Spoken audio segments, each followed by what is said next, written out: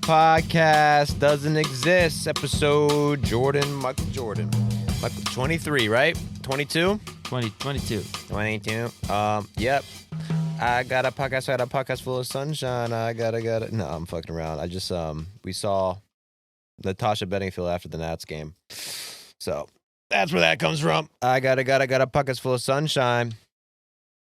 But anyway, there's a lot of stuff going on in baseball. Every single team in baseball sucks dick right now, it seems like. Every single team. What, didn't you think that? We're doing research and we're like, this team sucks, we should talk about them. This team sucks, we should talk about them. This team sucks, we should talk about them. This team sucks, we should talk about them. This team sucks, we should talk about them. This team sucks. Well, who's doing good then? I feel like only 3 teams this year are having any fun. Well, you know who's 27 teams in misery. 27 teams are misery, and then you got the Dodgers, who are actually aren't even that. But and then you got the Mets are having fun. The New York, the Yankees, and the Atlanta Braves. So much fun. I'm having fun watching the Braves, man. I'm having fun watching probably one of the craziest, just demoralizing week of baseball probably ever. And leave that in the comments if, because we can't be following every game. I'm sure teams have terrible stretches and it doesn't even come up on our radar. We look at the box score, you lost 3-1, but if you actually watched the game, you went 0 for 12 with runners in scoring position with 12 strikeouts, and we wouldn't even notice it. But the Atlanta Braves, if you've been following this team game by game and you are still alive, you're braver than the troops, man. And that's what it's all about. Yeah, so the Atlanta Braves right now, they've lost 7 games in a row. They've lost 5 one-run games in a row. So the last 5 games they've lost, all by 1 run. They are 0-10 in one-run games in their last 10 one-run games. They are 9-19 in one-run games. And they are in 4th place. Their playoff odds right now, Mitchell. Do you know what they are? I don't want to look. See, Mitchell is protesting the Braves segment. I guess? Yeah, I guess. 6.4%. Wow. We're actually doing a lot better than you think. 25% chance. Hey, if you think about it. Flip a coin. It's like twice. Landing on its head. Flip a coin twice, 1 in 4 chance. Not the worst odds, but it feels like a lot lower than that. Strider pitched today. Strider, another bad start. You got the line, Mitch? He went 6 innings, 3 earned runs, 4 runs thanks to Ozzy Albies kicking a ball. He struck out 5 batters. All 5 were in the first 3 innings. And then the next 3, he didn't allow a run after the 3rd inning. But, his velocity was way down. He threw technically the slowest pitch of his entire MLB career today. 92 miles an hour. 92. Just doesn't look like the same guy. Nope. It's tough. Yeah, it's time. I'm very worried about Strider, especially for this year, man. I mean, everyone knows, and I've said it before, the reason why this guy was so fucking nasty his first 2 years is because his fastball was the best fastball in the league. Threw it 99. It was unhittable, unbelievable ride. The guy would throw it right down the middle. No one could hit it. Had a good slider to back it up. And now he doesn't have that anymore. I'm not saying Strider is going to be cooked. Now, but let's say his fastball is 95 from now on, rest of his career. I mean, he's just going to have to learn how to pitch differently. And, I don't know if he's going to be able to do that this year. It doesn't seem like he's going to be an elite pitcher for the Braves this year. But honestly, who gives a fuck? Because it wouldn't make a difference anyway. The issue with the Braves this year, minus the one blow-up game that we'll talk about, is the pitching they'll throw 7 innings, 1-run ball, shutout ball, and then the Braves offense forgets how to hit, especially with runners in scoring position, runners on base, and they'll lose by 1 run, 4-3, 2-1, 1-0, 5-4. We get it. Yeah, we lose by 1. They don't score 5 runs.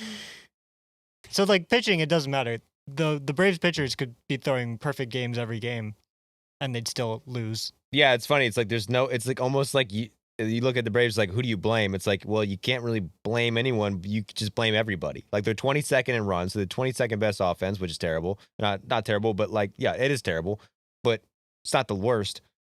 Starters ERA 14th, so that's about average. Could be a lot better. Should be a lot better. Relief pitchers 16th. So everything's just kind of a little below average. There's not like one area that we really need to address. I mean, what do you think? What do we do to change it? Bring up Craig Kimbrell and send him down? What the fuck happened with that? What happened with that? You got Craig Kimbrell, who was a Braves, I wouldn't say Braves a legend, but a big Braves, and that era of Braves, he was one of the top Braves. He was the best closer in baseball as a Brave for a good 6 or 7 years. You get him to a minor league contract. He goes to the minors. You put him in the minor leagues for like 3 months. Everyone's for the last 2 months is like, why isn't Kimbrell up? Why isn't Kimbrell up? Well, he's in the minors with a 2 ERA. Finally, he earns his spot in the major league rotation, makes one appearance after the Twitter account and everyone's celebrating. Look, Craig Kimbrell's back. Look who's back. Everyone's happy. Craig Kimbrell's back. This is what we need. He throws one scoreless inning in his one appearance, and then they demote him. Why? Did you watch him pitch? Yes. It wasn't the greatest outing. No. He allowed a hit, then they caught that runner stealing. Okay. He walked a batter. He picked him off. Yeah, and so he got a strikeout. He gave up a hit. Guy got caught stealing a pickoff, and then got a strikeout. But it's like, even if you don't judge a player based on one outing no matter what. So what I think even if he struck out 3 in a row, they'd probably still cut him, no? No, I think so. He was throwing his fastball 92. His sliders were being hung, or his curveballs. But I still don't like, if the whole point is to have like the swan song, Kimbrell comes back home, why would you do it in San Francisco? Like, the Braves were at home for like a week. They call him up after they're done with the homestand, and instead of having at least one game in front of the home crowd, they play in the furthest city pretty much from Atlanta, and then they just DFA him after one game. Yeah, and I guess the logic behind that is, he's not the Kimbrell of old. Maybe he's still like a serviceable relief pitcher on some teams, but, he's getting paid $2 million this year because he's a veteran. So if you're the Braves, why bring up Craig Kimbrell when you probably got like maybe 5 or 6 guys in the minor leagues who you could bring up and pay the league minimum for the same production? That makes sense. That's why you wouldn't want Kimbrell and you pick up another guy. But then why call him up in the first place? It just seems like very... Made no sense. Yeah, it seems very... seems very rude. Like, we're going to get bad karma now. Like, we need good karma for anything. And I was telling you, after we blow the fucking 10-run lead or whatever, in my head it was a 30-run lead, call up Kimbrell, call up Jesse Chavez. We got Freddie Gonzalez as our third base coach.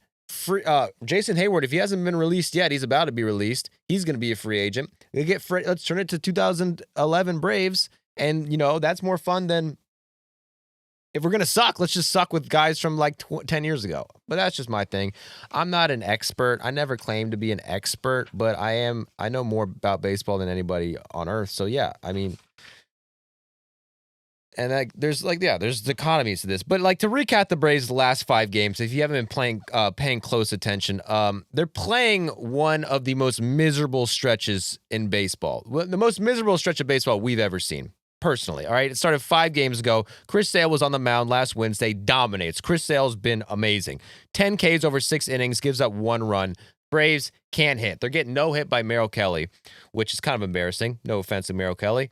You're not really a no-hit pitcher. Guy throws 90 miles per hour. Okay, they don't get on base for 5 innings. So, these guys got a perfect game through the 5th inning. They only get 1 hit in 7 innings. Finally, in the 8th, Mitchell, back-to-back singles. We got this. We're winning this game. 2 singles in a row. We're hot. I was listening to this on the radio at the gym. I was getting fucking jacked for the Braves, getting jacked in the muscles, and I was like, it's time to go. What happens after that? Strikeout. They blow it. Then they bring in the closer. The Diamondbacks brought in Justin Martinez to get the last out of the 8th. The guy strikes out Austin Riley to get out of the 8th and fucking loses his shit. Like, he came in with bases loaded, struck out a guy out, lost his shit. Massive adrenaline dump. Pause. What am I saying? Pause. Restart. Resume.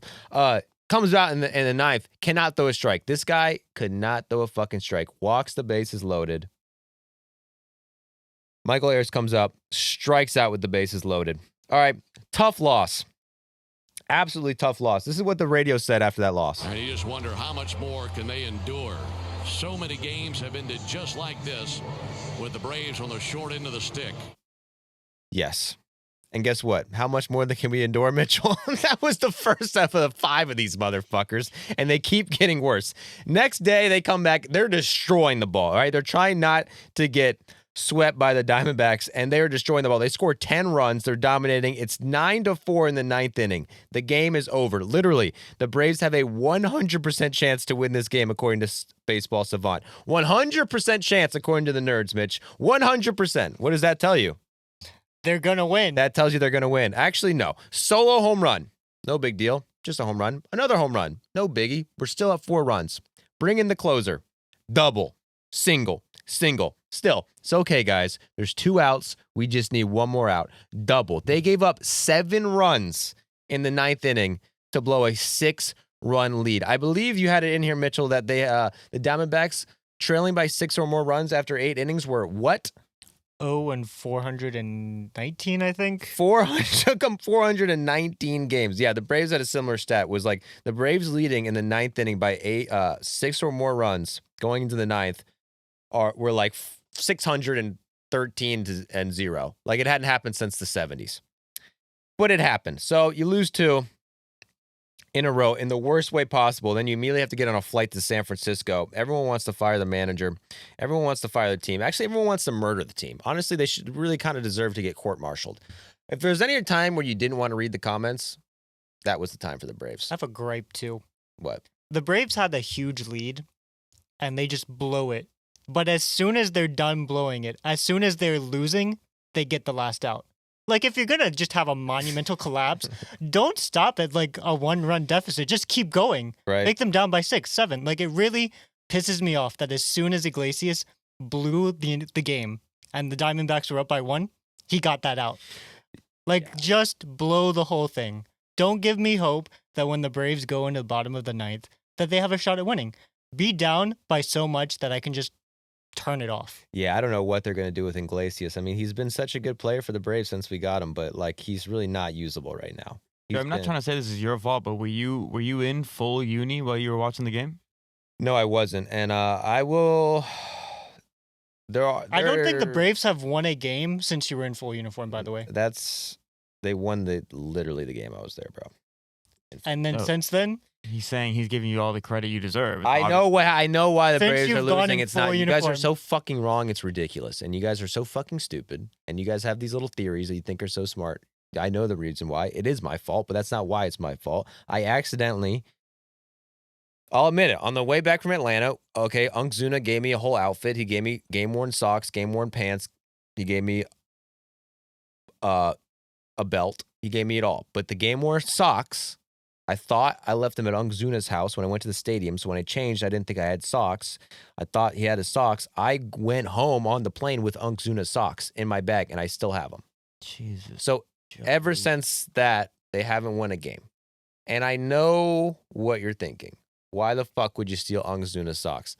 I didn't fucking mean to do it, man. It was an accident. But yes, we're going to get his socks back to him. We're going to send him in the mail. I don't know how fast we can get next day shipping, like, or whatnot, but like that's what we're probably going to have to do tomorrow. Just so we play tomorrow, right? I need you to be in full uniform tomorrow. Like, there's no other option, Joey. They have not won. I don't have. He's going to go out and buy some pants. Can't wait to see Unc on the broadcast. No socks. Just like. Unc has plenty of socks. Don't worry about that. The guy has socks. I just stole his socks by accident, and that's part of the reason. Anyway, they go to San Francisco.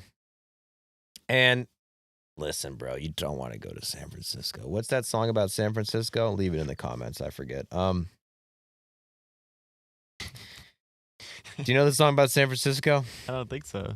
Yeah, me neither. Does it say San Francisco a lot? It does. Is it like San Francisco? Like that? No. Oh, okay. That's not it. So they go to San Francisco.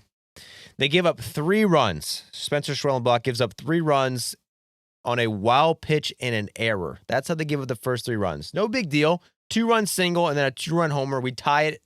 It's the 10th inning. The bases are loaded in the 10th. A single puts the Braves in the driver's seat. Strike 3. Another big strikeout. Controversial call too, Mitchell. If you remember watching this, Eli White got fucked on that one.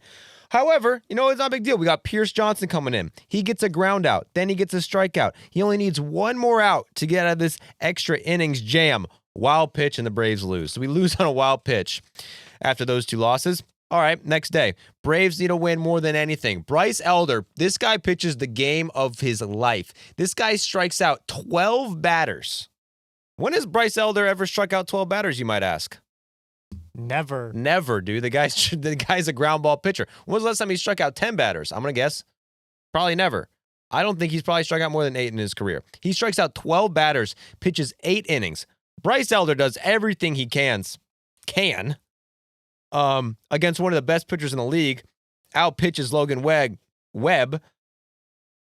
Shuts the Giants for 8 straight innings. The Braves are up 1 in the 9th. They got 2 outs. They need 1 more out to snap this streak. A 90% chance to win this game. Boom, shakalaka. Giants hit a bomb, and they lose again. Just in a fucking split second. The Giants win it on a fucking walk-off buzzer beater. And then today, to cap it off, the Braves really need a win on Sunday. They take an early 3-1 lead with Spencer Strider on the mound. Starts to struggle a bit, but needs 1 more out to get out of the inning with a tie. Ozzie Albies makes an error, lets in the go-ahead run, and that run would win them the game. That would be the run that makes the difference. They scored it on an error, and the Braves have lost 7 in a row, 5 one-run losses in a row. Their playoff odds have dropped from 50% to 26% in a week, and is there any chance the Braves can save their season? Listen.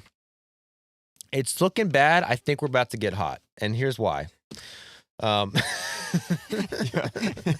This is toxic, bro. I think we're about to get hot. All right. A lot of 1-run games. Once the bats have been doing better a little lately, listen. Fun fact. June 8th. That's today. The Braves coming in today, 27-36. 13 games back of first. 29% chance to make the playoffs. June 8th. Last year, the Mets, same record. They were 15 games back, only an 11% chance to make the playoffs. And the Mets went all the way to the NLCS. So it ain't over till it's over. Now, are the Braves going to do it? Who are we going to blame? Are we going to fire the manager? I would say we should probably get rid of Snicker. No offense to him. He's getting older. I would like to bring Juan Washington back. I would like that. I know a lot of people like the younger managers. I want Ron Washington back. I want him to bring EY back with him. And, his contract ends after this year, Mitchell. Do you think it's possible to bring Ron Washington back to save the Braves for next season? Sure, but also, he would retire in, a couple of years. That's fine. We get a World Series. Everyone's happy. Do you blame Alex Anthopoulos at all? I blame Jurickson Profar. I hate Jurickson Profar. Jurickson Profar is my least favorite player of all time, and I hate Jurickson Profar. You're going to change your moment because once we get Jurickson Profar back, you're all fucked. Everyone in the league is fucked. You laugh it up now. Braves stack. Wait till we get Jurickson Profar back. Once we get Juricky back, I'm just saying, inject some life into that offense right there.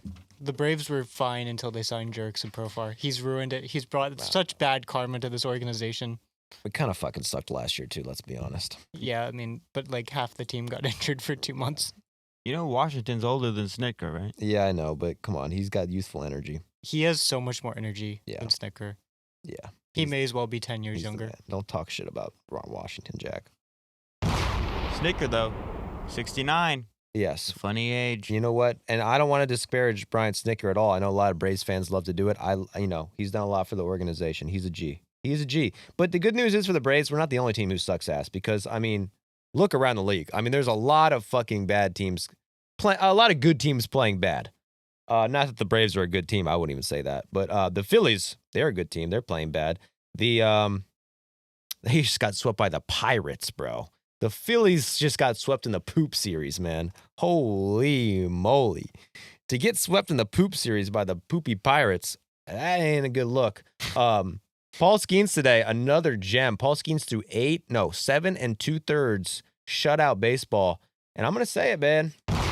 Best pitcher in baseball, Paul Skeens, leads the league in WAR right now. And you know what his record is? 4-6. 4-6.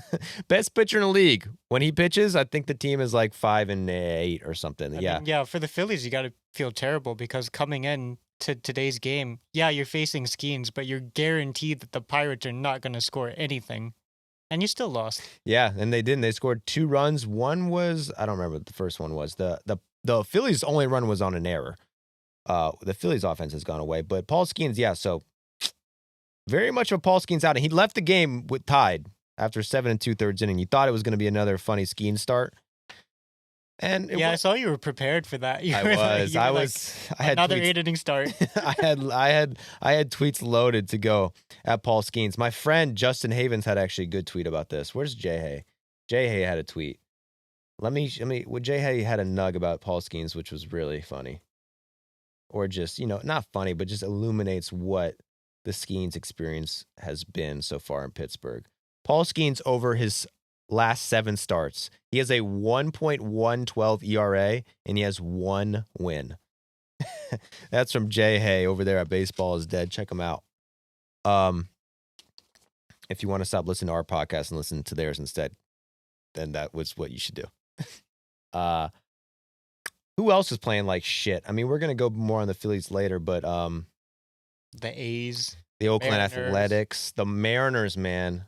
The Mariners are a one fucking player team with the big dumper. The Texas Rangers, I mean, they won 2 out of 3 against the Nats. I went to the Nats game on, what was it? It was Friday. And fucking, by the way, I got a bone to pick with Mitchell, my producer right here, not producer, my podcast helper, who I consider a friend, but not anymore. Because this guy, you go to like fucking 50 Nats games a year, you and your girlfriend, and then it's a freaking Friday night. Natasha Bedingfield's performing after the game. You're not going to go? Like, of all the We games? didn't have tickets for it. I thought you had season ticks. No, we have like a partial plan. Well, bro, get the partial plan that has Natasha Bedingfield involved. Why would you not loop that in? No, I mean, that I was... honestly did not even think about it. But we're going to Nelly next week. What does she sing? The rest is still unwritten. Oh, what a jam, honestly. I got a bucket full of sunshine. She's freaking British. Who would have known? I didn't know. I didn't know Natasha Bedingfield was British. And you know what? I came in. I got it. We bought tickets to that game. I didn't even know she was performing. Then I realized, oh, Natasha's coming afterwards, and I was like, okay, we'll see. Maybe we'll stick around for Natasha. I don't know. I'm not like a huge Natasha fan. She reminds me of like maybe first grade kindergarten with those 2 big hits. Yeah, some people might say she's a one-hit wonder. Killed it, bro. She's got a great voice. She was talking about how me and my son, we love to watching the sports. We love watching these guys on the pitch. I'm like, bitch, it's a fucking field, you dumb bitch. But that's what I was thinking. But then, But you wouldn't say that. yeah, excuse me. But because it's a baseball game, not a soccer game. But she killed it, bro. And she had the Nats jersey on. It was beautiful. It was really considerate, too, of the Nationals and Rangers to finish that game in an hour Oh and my 50 God. minutes. So you had like an early concert. Oh, my. I've Dude, been to a few of those, and the games are like 2.5, almost 3 hours. And then it's like, well, this is going to end at 11:30, and I kind of want to get home and sleep. But Friday night, very considerate of the Nats and Rangers. bro, that was the quickest game in Nats Park history. Hour and 50 minutes. I was blown away, bro. You know who was pitching that game, too? Michael Soroka. Mike Soroka versus Patrick Corbin. What a pitcher's duel. I mean, you look at the numbers last year, those were 2 of the worst pitchers in baseball. Like, I don't think Soroka made like 4 starts and was so bad, the White Sox wouldn't even let him start. This year, I don't have the numbers on Soroka. I was talking to my friend, shout out Mike Kurtz. He told me that Soroka is like the best pitcher in baseball. Then he pitches the 5th, 6th inning and gets shelled every time. But they didn't let him go deep. He went like, he had a no-hitter through like 5 or close to it. And ended up, they still took him out early, but great start from Mike Soroka. Shut out the Rangers. And the Rangers, yeah, I don't know what happened with that offense, bro. They just they suck. I mean, Adolis, they got him batting 7th. You can't put Adolis fucking They had 7th. Kyle Higashioka DHing when I went on Saturday. The home run stroker? The spring training home run leader. But Getting like getting Higgy with it? DHing. DHing? Higgy. The home run stroker. Hey, well, he can hit home runs, so put him at DH. Yeah, Simeon, what's up, man? Come on. He's actually been pretty good over the last 2 weeks. Okay, that's a start. Now, the Texas Rangers, they won 2 in a row. But the 2023 World Series, both those teams are struggling. That's another team that's in the doghouse right now, the Arizona Diamondbacks. We're going to get to all these teams. We're going to get there. But like I said, there's a lot of shit teams doing shit. But let's start with the Phillies, man. The Phillies, who Mitchell said were going to be toast this year. Maybe he's right. The Phillies have lost 9 out of their last 10 quietly lost 9 out of their last 10. 3 of those were against the Pirates. Is it 10 out of their last 11 now? No, this is updated. to Okay, include cool. That. So they got swept by the Brewers, lost a series to the Jays, and the Jays, those are one of the hot teams. Shout out to the Blue Jays, killing it. We'll get to the Blue Jays, don't you worry. And then swept by the Pirates, LOL. So what's wrong with the Phillies, Mitchell? So their offense is kind of cooked. They have some good hitters, but they've got like 5 hitters with negative WRC pluses in this losing streak. They just lost Bryce Harper. When the Phillies were playing the Braves, he got hit on the elbow. He got some time off, came back, and then his wrist has been bothering him all season. Well, Strider did one good thing this year. I don't think you can go to Philadelphia anymore. I'm kidding, dude. I love Bryce Harper, and I was kidding around. I do like Bryce Harper. So I'll say this. I like the Phillies.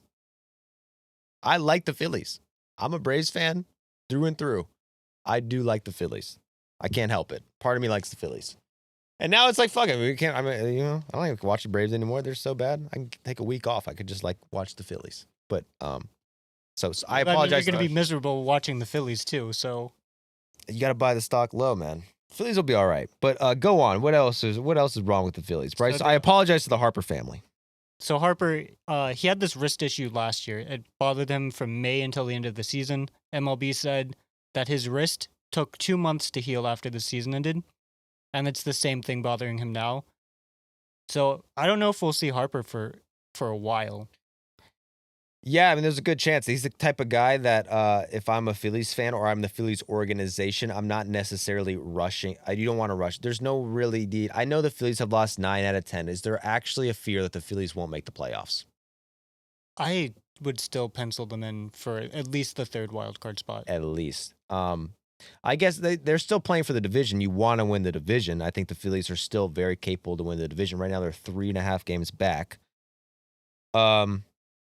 But Bryce ain't getting any younger, and I don't think the Phillies at this point with that core is getting any younger, and they're definitely not playing for regular season accolades. This is a team that I want to say they were World Series. I wouldn't say World Series favorites, but they choked to the Mets last year. But in 2022, it seemed like they could have won the World Series. They made it to the World Series. In 2023, they don't get enough shit for just completely choking that. Okay, the Phillies in 2023 spanked the Braves, dude. Send us home crying. And then turn around to the Diamondbacks, up 3-1 to the Diamondbacks, and choke it going home to Citizens Bank Park. And, they fucking fumbled that World Series. Not World Series, but that World Series appearance. I think very recently I went back and I was like, how did the Phillies blow that? They could have won in Arizona. They could have won it out in Arizona, won that series 4-1. They blew a game, thanks to Craig Kimball. And then they go home to Philadelphia. Joey has had me research a Philadelphia video twice now. This was the first time. Mm-hmm. We were all ready to go. That research was pretty much done, and then they blow it. Yeah, we're going to make a whole video about Philadelphia Phillies, Philadelphia fans, why they're so crazy. It was going to come out the week of the World Series. 2 years in a row, and then they didn't make it. So we just decided to make a different video. So if they make it, we'll make that video eventually. But yeah, they did ruin, a lot of work, that wasted time. But the point I'm making is that the Phillies are playing for a World Series. Their window is running out. One of their best hitters, Schwarber, is a free agent after this year. And by all indications, he's going to be a competitive free agent. So if the Phillies want to hold on to this guy, they're going to have to pay up, and he's going to be an aging star at that point. But yeah, I think also their pitching has been kind of inconsistent during this run. Jesus Luzardo was at one point very recently a Cy Young candidate, and now not at all. I mean, he's had 2 of the worst starts ever, back to back, in a crazy way. Him and Brandon Pfaadt have had probably 2 of the worst starts back to back that you can ever think of. In his last 2 starts, Luzardo has a 31.76 ERA.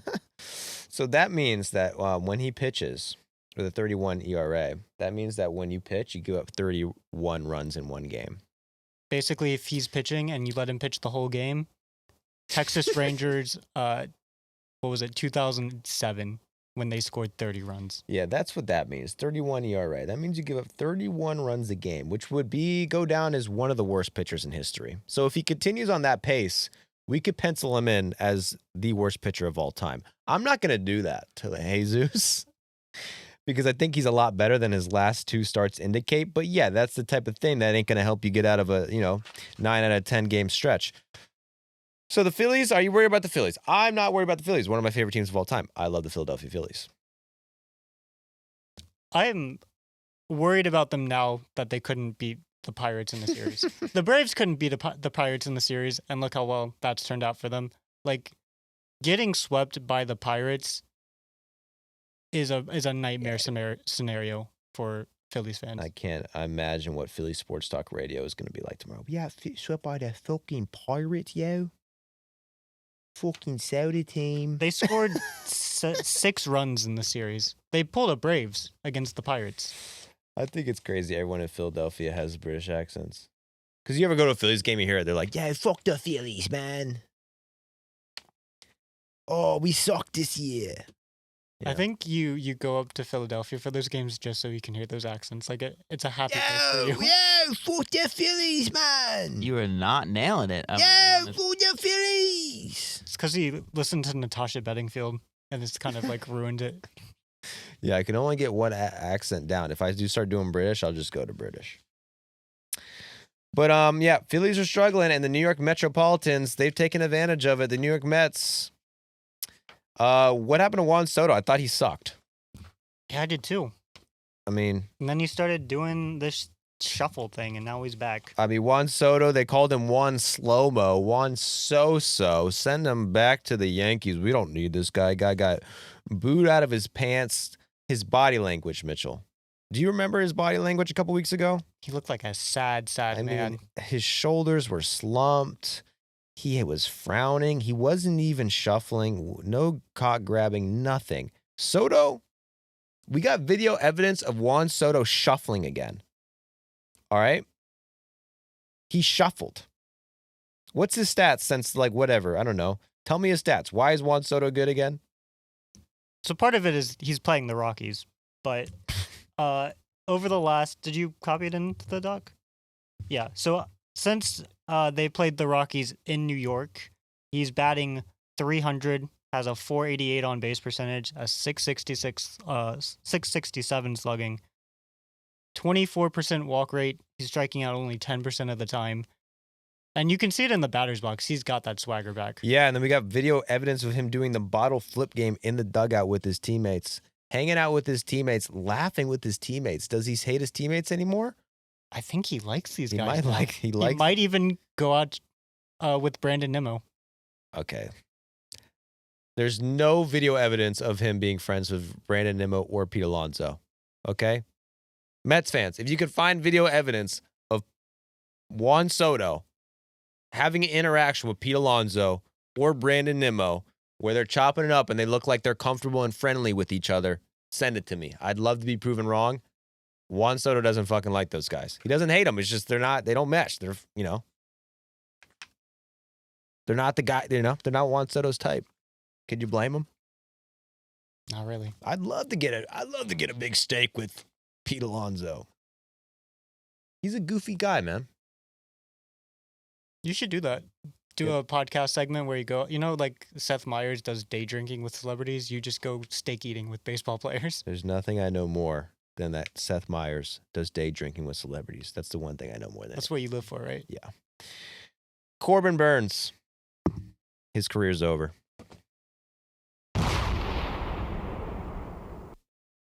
Toronto Blue Jays. 9-19. Just kidding. No, but all jokes aside, Corbin Burnes, man. This one stings if you're a D-Bags fan. He's going to go under the knife. Tommy John surgery for Corbin Burnes. How old is Corbin Burnes? Is this his first one? I'm pretty sure this is his first one. He's 30. 30 years old, getting to TJ. That sucks, man. They just signed him to a 6-year, $210 million contract. And it comes at a bad time, too, for the D-Bags, man. They're 5-11 since May 20th. 2-11 if you take out the Braves sweep, which it's crazy that we just... You don't even count those. Yeah, it's the Braves. We got swept to the Diamondbacks, who were playing so bad. They're 6.5 games back of the Dodgers, 5.5 games back of a wild card spot, 27% chance to make the playoffs right now. That dropped from 43% in 3 days. They dropped 16% in 3 days. That is quite the job. Their bullpen, bro. Their bullpen is what's screwing them over the most. They're 27th right now. They just replaced Joe Mantiply, who had a 15.83 ERA. Joe Mantiply was an all-star in 2022. If you remember that World Series run, that was one of their dogs they were throwing out there every night. But he's no longer helping the D-bags get wins. Their pitching staff, without Corbin Burnes, they're rocking Merrill Kelly, who's had a pretty good year. Looked like Sandy Koufax against the Braves. Zach Gallen, who's not having a good year. Zach Gallen has struggled. 5.13 ERA. Brandon Pfaadt, who wasn't having a terrible year, but last 2 starts have really debunked him. They have debunked Brandon Pfaadt. 5.51 ERA for Brandon Pfaadt, the Pfaadt bot himself, and Eduardo Rodriguez, 6.70 ERA. He might be completely cooked. Eduardo. Yeah, he was one of the Diamondbacks signing free agent starters. It's like they used all of their mojo in 2000 or 1999 signing Randy Johnson, and then every other signing since then is just cursed. Bringing it back to 1999. Fuck, man, that's a long time ago. Randy Johnson is the best free agent signing ever, I would argue. And if you're a brand new franchise, you've used up all your luck now. I would say I'd argue it's Patrick Corbin, but that's just me. But yeah. Brandon Pfaadt, too. We talked about how bad Luzardo was. Over Pfaadt's last 2 starts, he has a 39 ERA. Well, it's like, why do you spell your name like that? Yeah, I remember when he got called up, and it was just like, how do you pronounce that? Jack. Pfaadt. How do you spell Brandon Pfaadt? That's the last name. Don't read it. I mean, I've already seen it, but I will say, like, I guess you just got to separate how you spell it from how it sounds. I mean, it sounds like fart, brother. Oh. I mean, it sounds like his name is Brandon Fart. It sounds like a guy from Boston saying fart. Stop, bro. That's disrespectful. Brandon Fart. Brandon Fart. No, I'm kidding. Yeah, so I cut you off, Mitchell. What were you saying? I mean, so Pfaadt, he had the start against the Nationals. He didn't get an out. He allowed 8 runs. God. And so against the Braves team who has really struggled offensively, you're really hoping that he has a bounce back start if you're a D-backs fan. He goes out there, 6 runs, 5 earned in 3 innings, gets yanked. Thankfully, his offense picked him up, but like the Diamondbacks just signed him to a pretty decent size extension. I think right when the season started was like $40 million, $45 million. It's not a huge contract, but it's guaranteed money for a guy who has like a career, I want to say 5.14 ERA. Yeah. His career. That's pretty brutal. Yeah. I mean, 2 year. I remember his first year, the thing with Brandon Pfaadt, that was the year that he pitched so well in the playoffs that year. And his first like half of the season was so bad his rookie year. And then it was like the second, but if you looked at his ERA, his last 2 months of the season was amazing. Then he had an amazing postseason. So you thought like this guy could end up being a star. That was his rookie year. Last year, 4.71 ERA. He didn't really follow it up with anything too special. Yeah, bad year, bad sophomore year. And he must have been pitching well. I mean, that's the thing. His last 2 starts have been so fucking bad. To give up 8 runs without getting an out is so bad. It's almost like you can't count it. Like before 2 starts ago, he was putting up a 3.90. Now, is that crazy good? No. Was his FIP 4.91? Yeah. So maybe he's more of a 5 guy than he is a 3 guy. 5 guys, burgers, and fries. Brandon Pfaadt, thanks for coming. Brandon Pfaadt, if you keep pitching like this, we're going to keep saying it, man. No, I'm playing. It does suck for the D-backs, though, because their offense is genuinely good. They've just lost like 6 or 7 10-run games where they've scored 10 runs and like, they've lost because their pitching is so bad.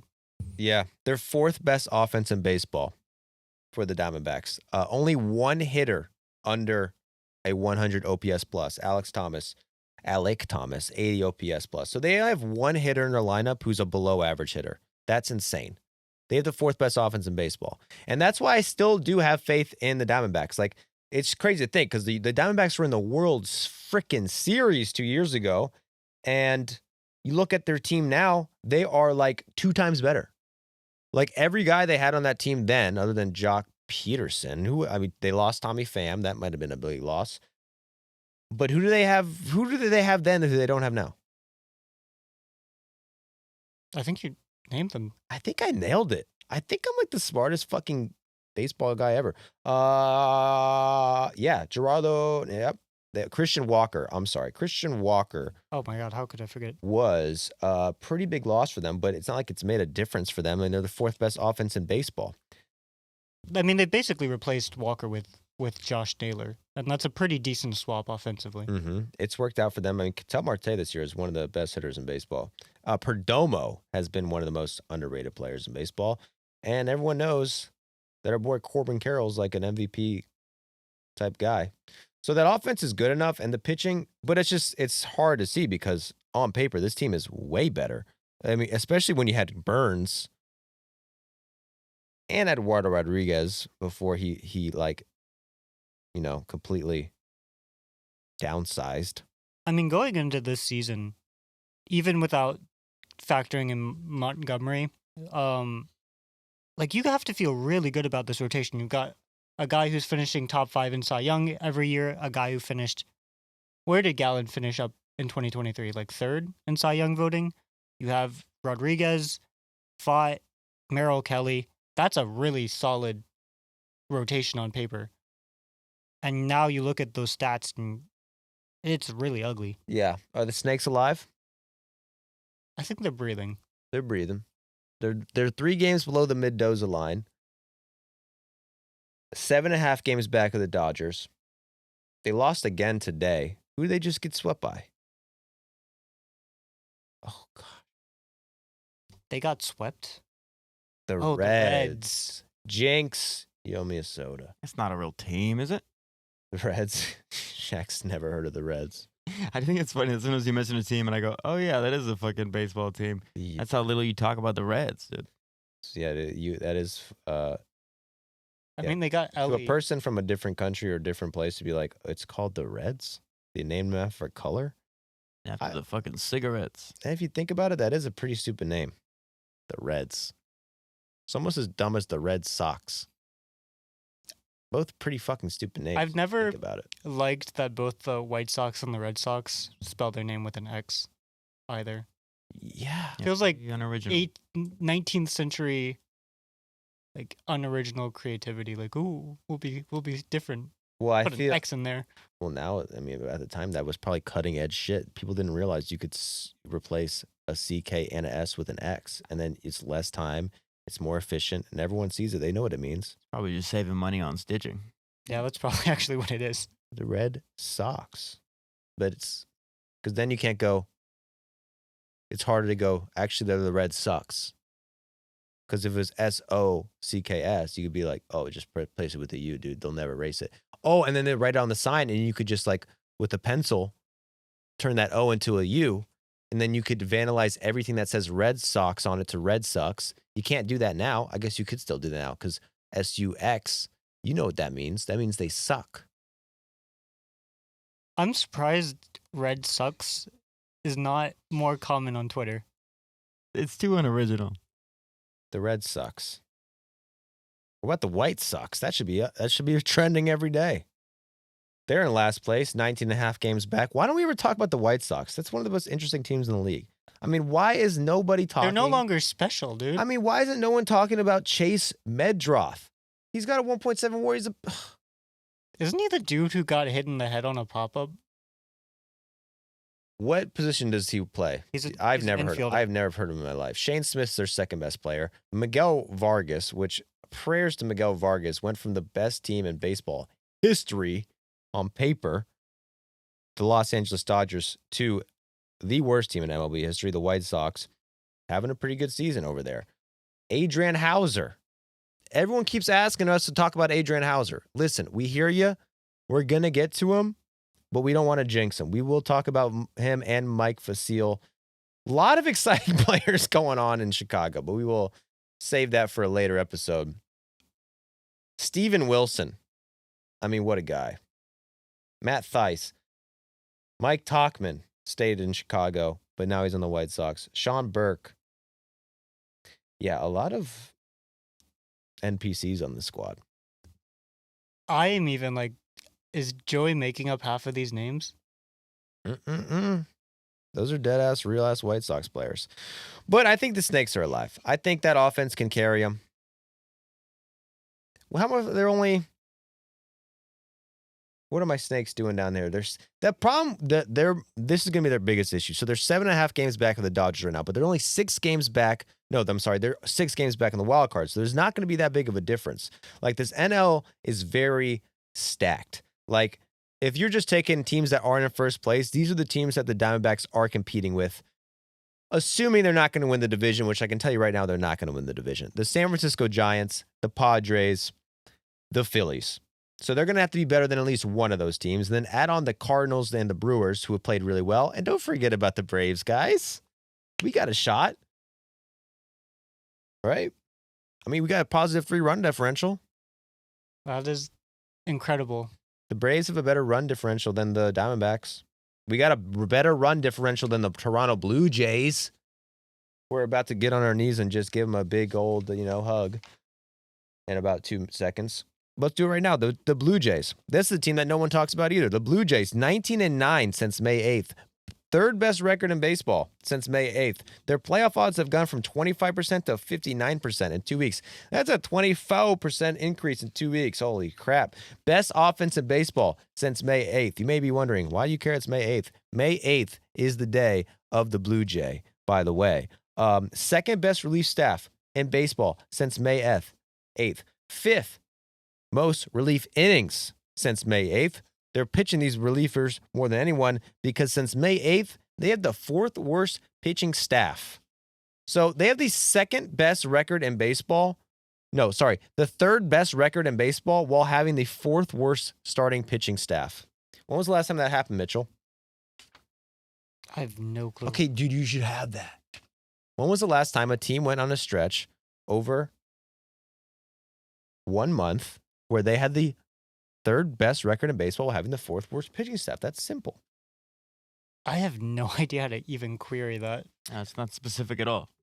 Jack could find it. But yeah, so this is what blows my mind about the Blue Jays. The Blue Jays have been hot, and people in Toronto are getting excited about the Blue Jays, which I love to see. 19-9, like I said.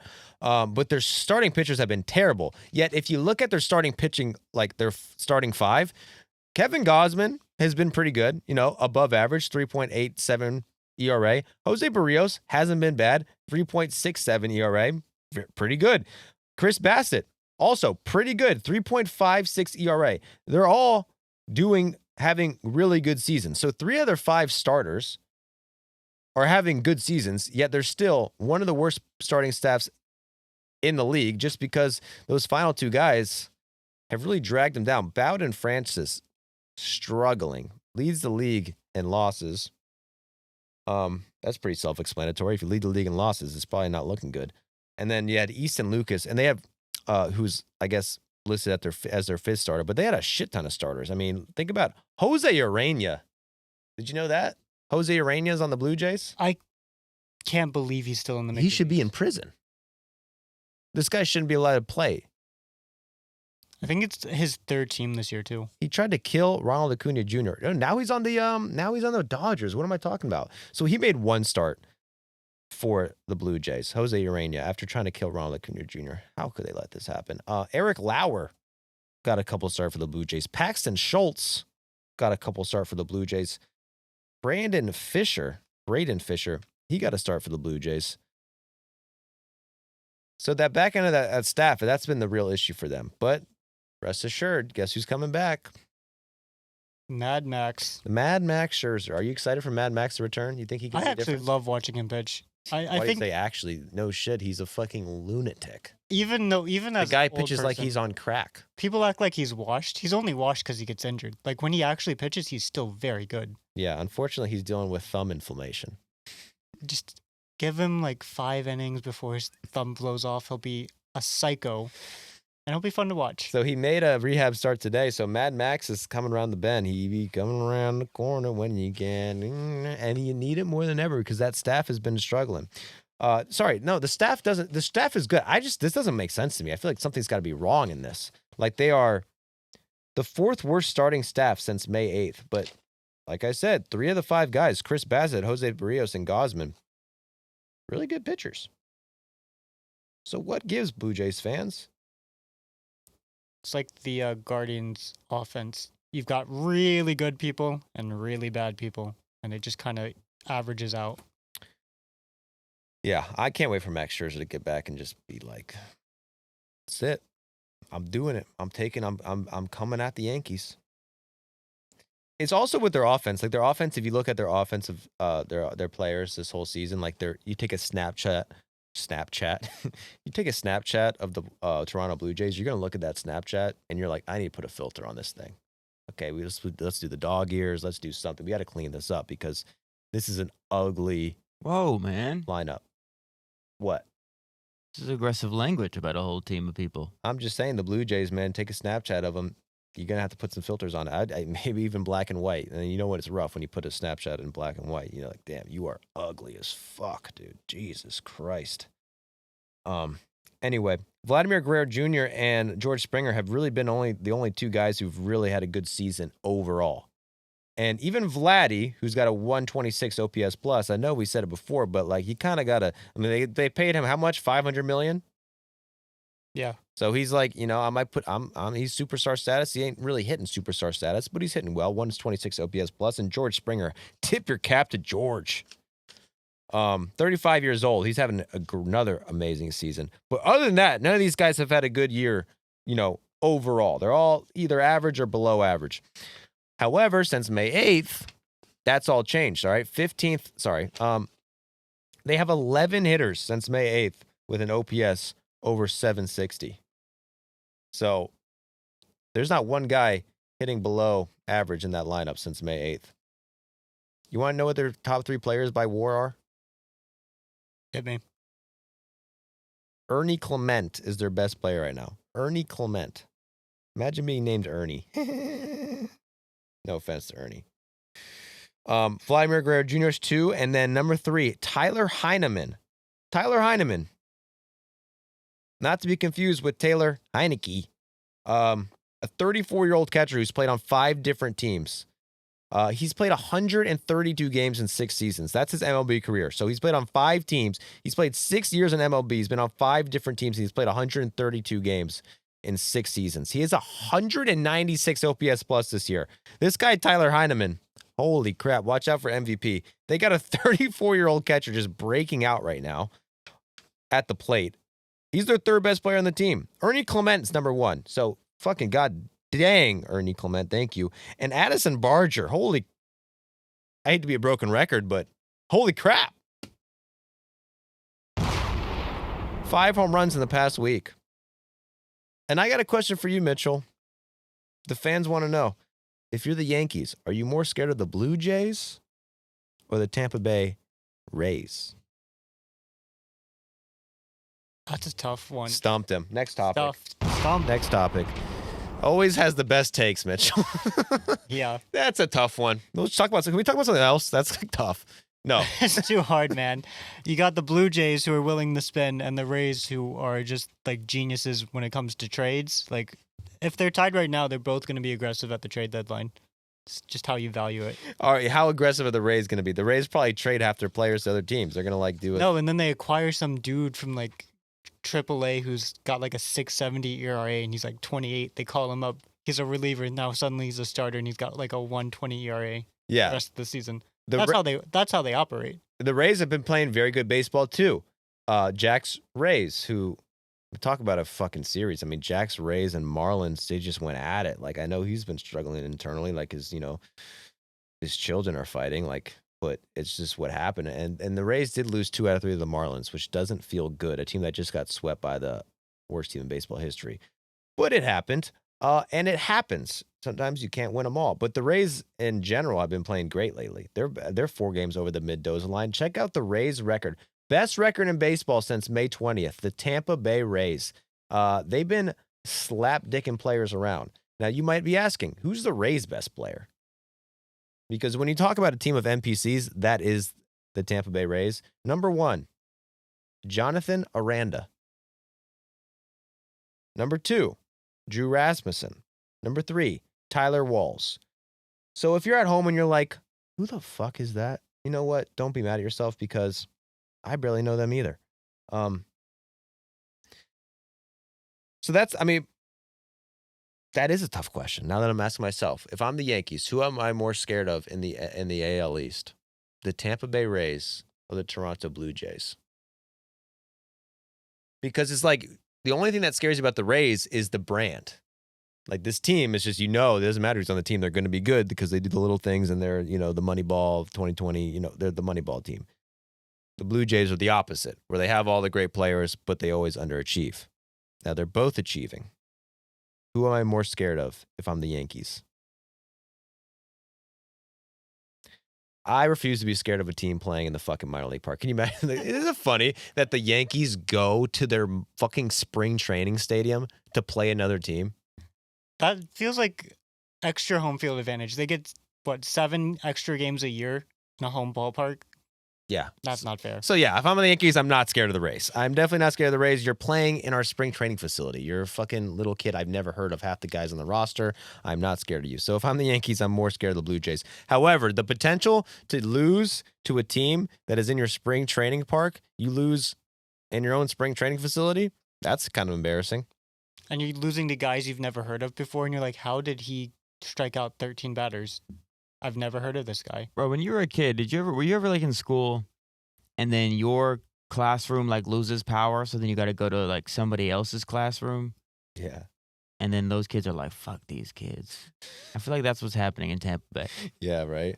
That's a core memory that you just, the lighting's a little off, the artwork on the wall. You're like, this is just different, This teacher, she's just like, now we have 2 teachers in here. There's like a power struggle. Like we don't feel comfortable because we're outside of our home turf. Like there's probably some, like they have the lay of the land. Like they have the upper hand. They know their home turf better than anybody.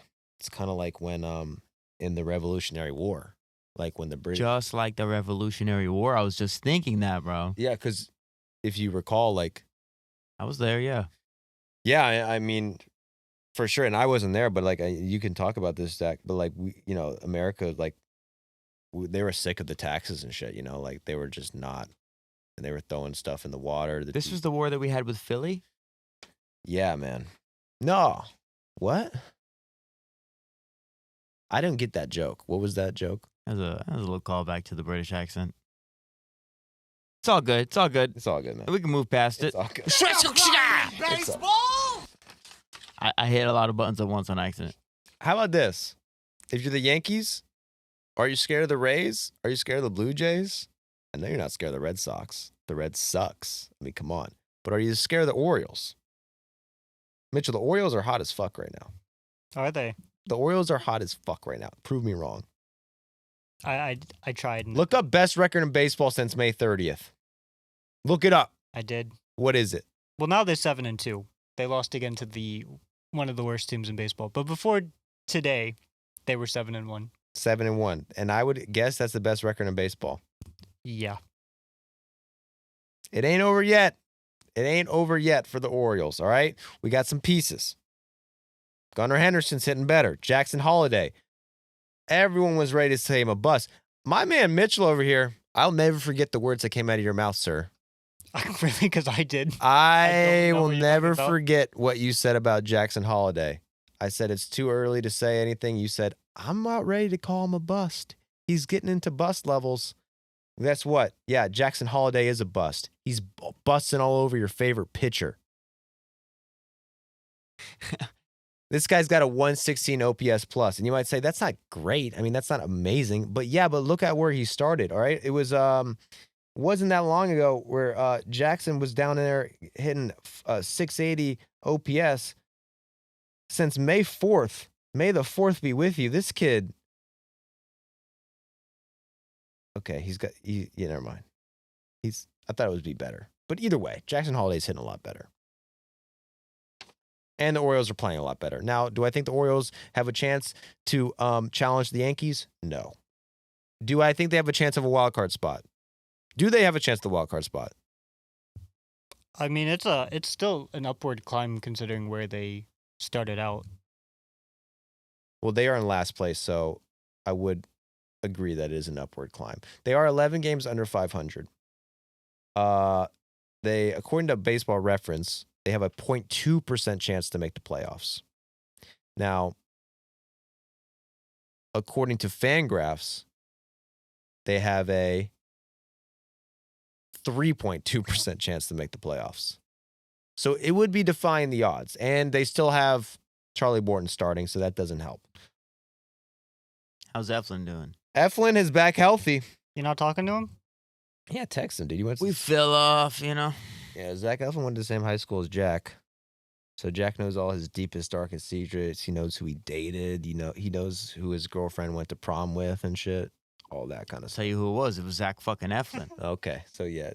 It was child 7 foot tall Zach Eflin. So he's staying with his high school sweetheart. He's staying true. I mean, I don't know what they're dating now. But you said he knows who Zach Eflin's girlfriend went to prom with. Which is Zach Eflin. What about homecoming? I mean, they went to brother. My girlfriend went to homecoming with Zach Efron. Zach Efron. Zach Efron. Is that true? Everybody's girlfriend went to fucking prom with Zach Efron. Eflin, dude, I remember him as Zach Eflin was the kid. He got around. He was the fucking shit, man. I remember him at the parties, beer pong, all that shit, man. Are you talking about Zach Efron or Zach Eflin? Eflin. I didn't say Efron. Zach Eflin's he was actually kind of a quiet guy. Okay, that's cool. Zach and Ron.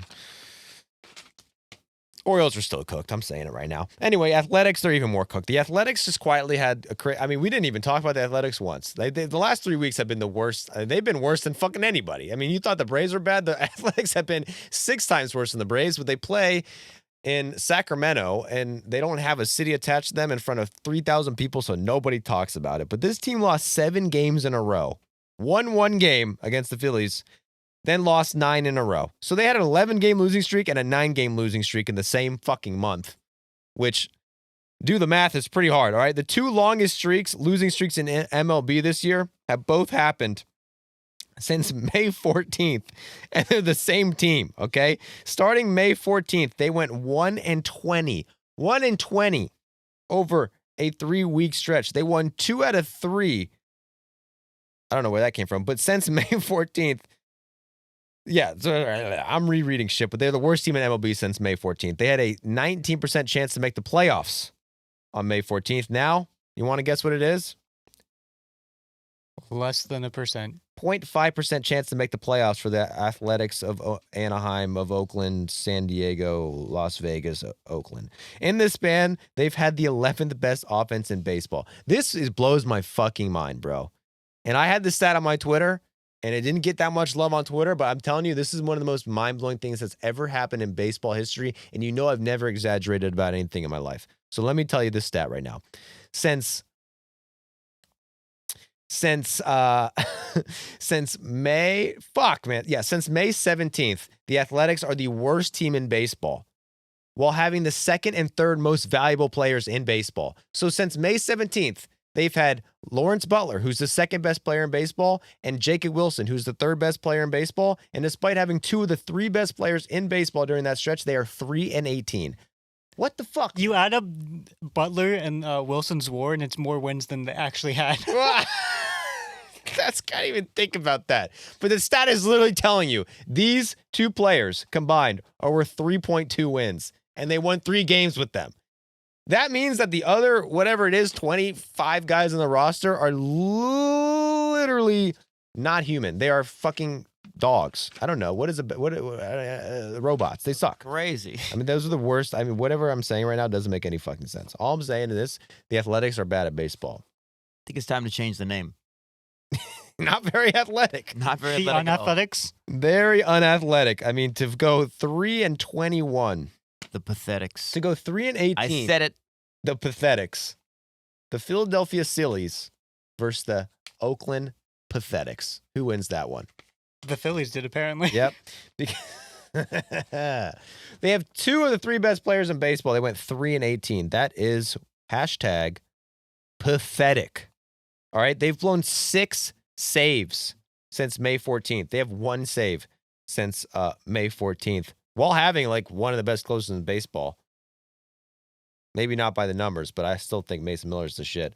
For the season, the A's have the worst ERA in the league, 5.79 ERA. That is worse than the Rockies. I mean, to have an ERA worse than the Rockies, who are not only terrible, but play in the most offensive-friendly stadium in history, is pretty bad. And the A's have done it. 5.79 ERA. They have had 11 pitchers who have thrown at least 1 inning with an ERA over 9. 29th in starters ERA. Well, that contradicts what I just said. Are they the worst or the second worst? Either way, they suck dick. 30th in bullpen ERA. So as a pitching staff, they are dead last. As starters, their starters are a little better. Not the worst in baseball. They're the second worst in baseball. But fuck, man, Lawrence Butler and Jacob Wilson are goats. I mean, that's the takeaway. That's how I look. Because it's like the A's, it's like, yeah, they suck. They're supposed to suck. I mean, this year was supposed to be different. Supposed to be better. They were supposed to be better. They were forced, but they were spending money. They done decently towards the end of the year. They had young, exciting players anchored by Brent Rooker. They are moving to a minor league park, but the players are still decent. I mean, Butler's done really well. Mm-hmm. Jacob Wilson's probably going to win Rookie of the Year. And their home park sucks. Home park? Is it a home park? I mean, technically. Is a home really a home when your loved ones is gone? Think about that one while you're home. I mean, home is where the heart is, Mitchell. And if you look at the Pathetics organization, where's their heart? It's in Oakland. It's in Las Vegas. No, it's in Las Vegas, man. For the players, it's back in the Coliseum. They just want to go back and play in an MLB park again. I don't think these players have a heart. They got no heart. 1-20. You blew 6 saves. They don't have a heart. John Fisher, his heart. I mean, you want to say he has a heart? A lot of people say he didn't have a heart either. That's in Las Vegas. The fans, they got heart. And that heart, that's in Oakland. Okay, so they got 3 hearts. The players' hearts doesn't exist. The team's heart, Las Vegas. The fans' heart, Oakland. And that's how you go 1-20. It's a story of 3 hearts, man. It's a sad franchise. It's a sad stretch. 3 hearts spread across the country, 3 different places. And you're 3-18 while having 2 of the best players in baseball. But Lawrence Butler, I mean, tip your cap to him. That guy's been a fucking goat, bro.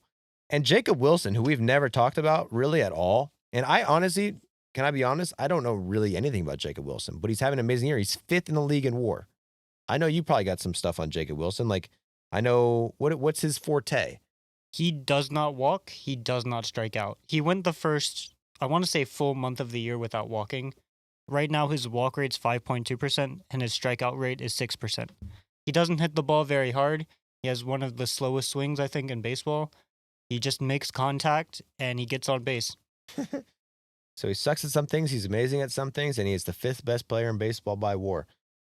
Jacob Wilson, very interesting player. And he's a rookie, right? Yeah, I mean, basically, if you look at his numbers, he's kind of what people think Luis Arias is, but this guy can actually play defense and hit.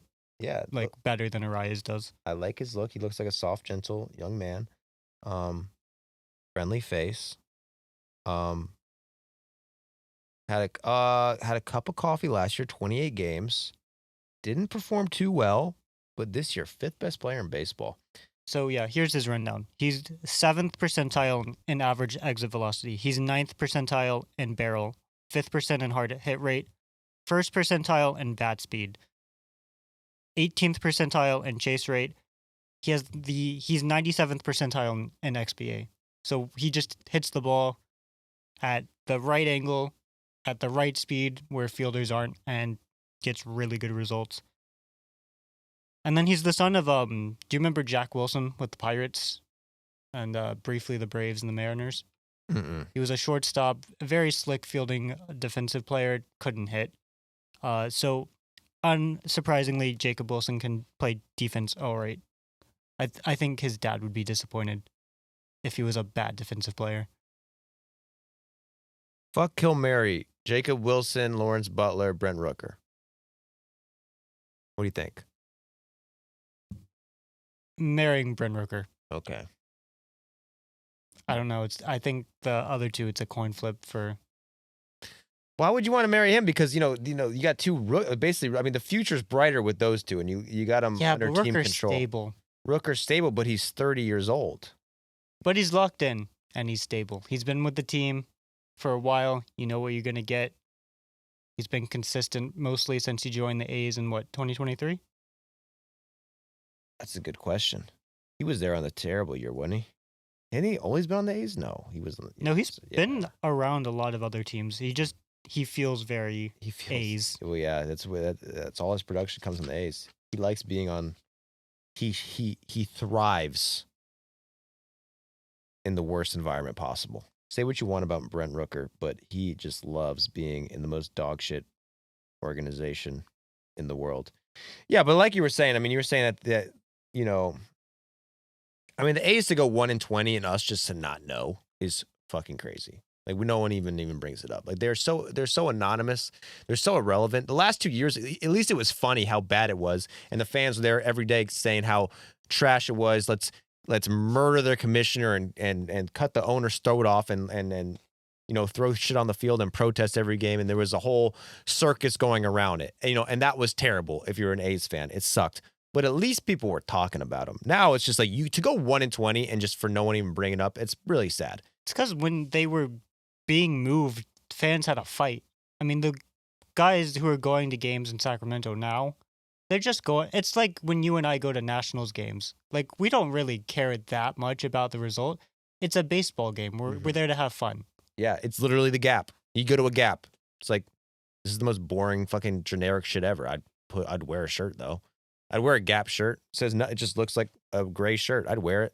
It's nothing. It's Gap.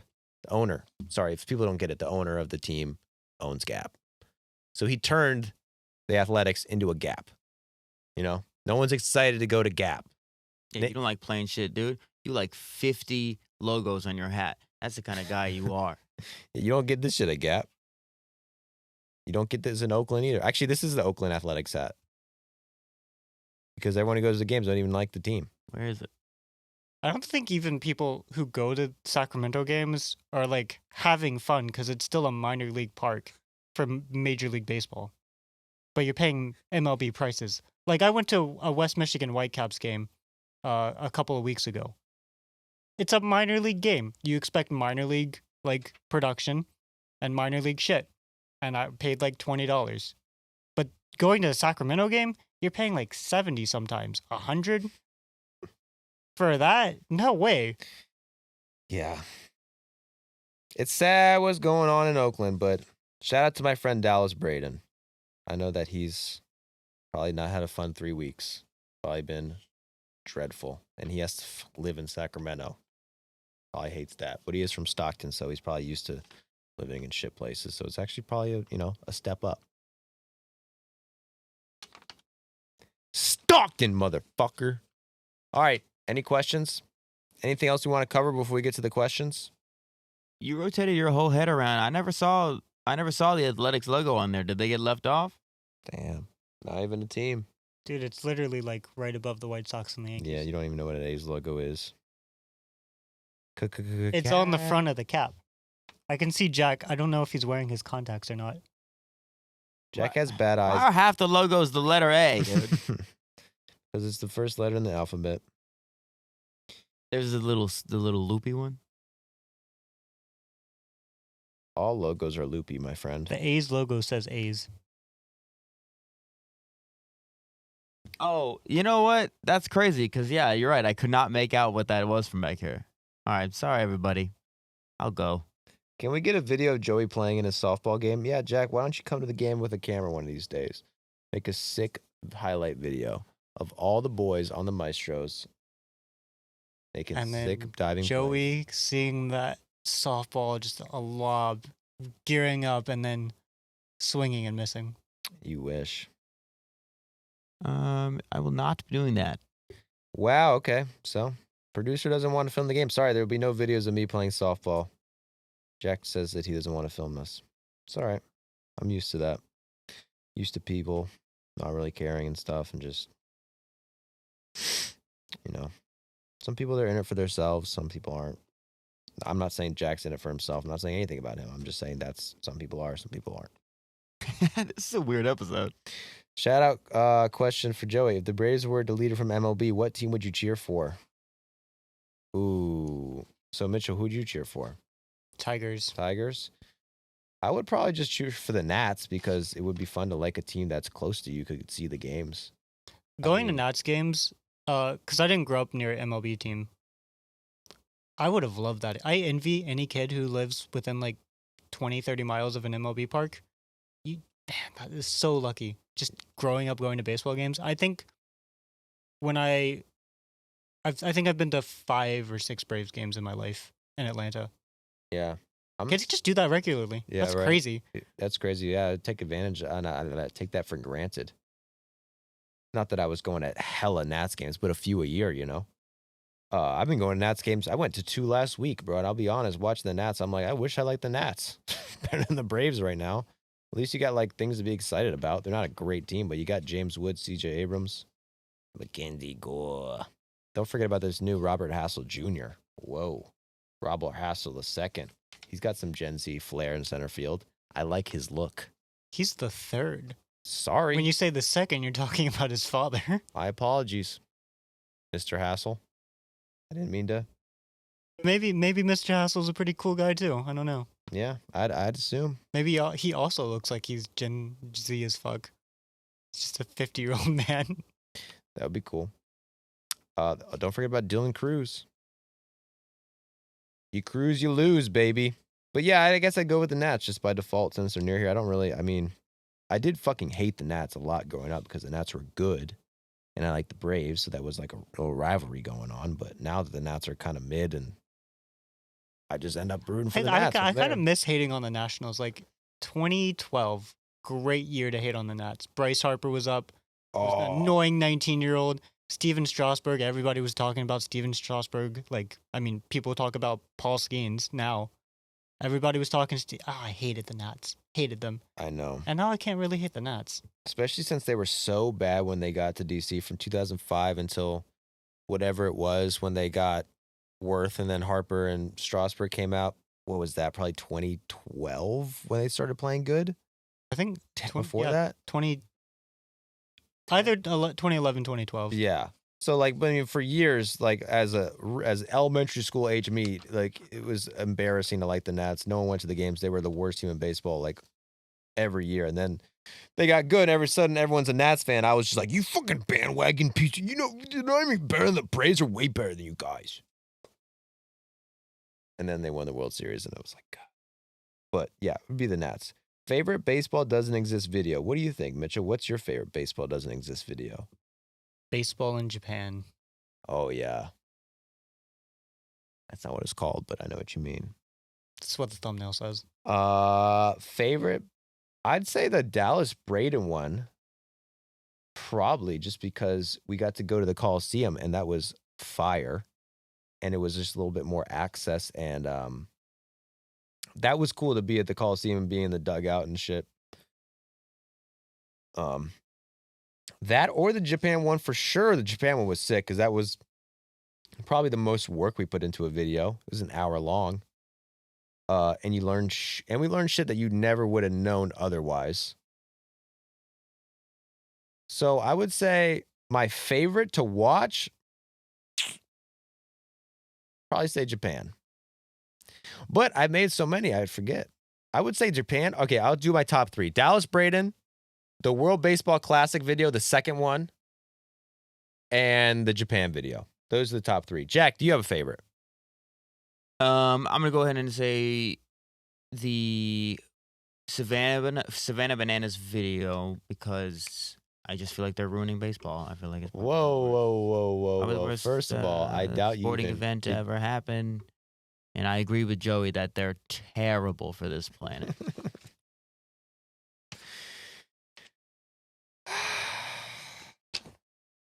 The Savannah Bananas just sold out the Carolina Panthers Stadium 2 nights in a row. Did you see that? And then people were mad online because like they weren't showing the Super Regional because the game was taking too long. So like, which I thought there was like a time limit, but I guess there's not. People were mad because they weren't switching over to college baseball and showing the end of the Savannah Bananas game. It's like, guys, let's be honest. Savannah Bananas is way bigger than college baseball right now.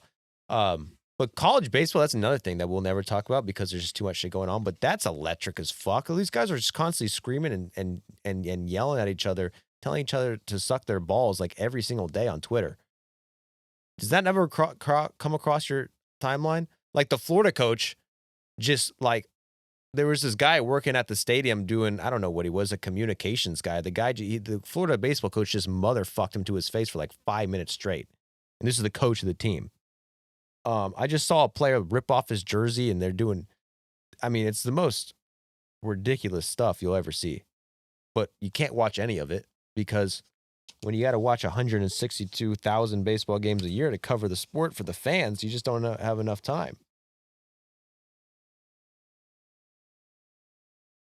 I want to read the Chipper Jones tweet. See what Chipper Jones said about college baseball? No. He had the most boomer take of all time. It's like this. Maybe because he never got to experience it for himself. Yeah, he's probably really, really sad that Chipper Jones never got to play college baseball. The guy won a World Series when he was like 21. Damn. He probably was thinking that. Won a World Series like his second year and was like, fuck, I wish I was playing for the University of Florida right now. Let's read this tweet. And this is my final, I'm ending the podcast with this, and this is my statement on the state of baseball, college baseball, and how young men are treating this sport that we love and the direction this sport is going into. So this is my final statement of the podcast.